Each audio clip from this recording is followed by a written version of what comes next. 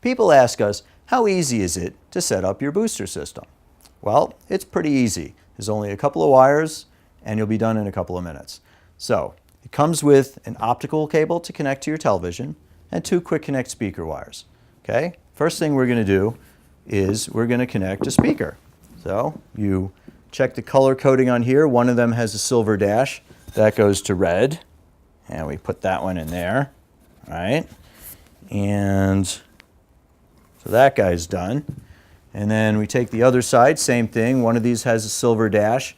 That goes into the red post. You just press the post and there's a little button opens up there. You get those in there like that. Now that guy's set up. And then you're going to take off the little plastic safety caps from your optical wire. Most of them have that. Some do, some don't. Most of them do. All right. And then what we're going to do is the first thing we're going to connect is we could connect this optical wire between booster. It'll click right in there. And this goes to the optical out of your television. So we don't have a television, but that would go to the TV. And then to set up the 2 speakers, it's very simple. You have your left and your right. And you have color coding, red and black. This says right, this says left. So here we go, red and black. And same thing on this side.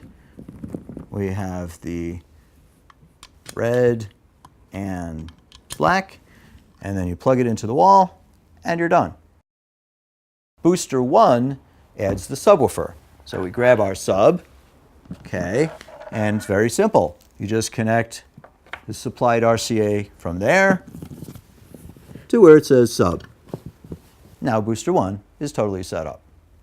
If you have the Booster 2 system, it sets up exactly the same as Booster 1, only instead of plugging the wire into a single ball, you're going to go right in here, same as the single, into a double.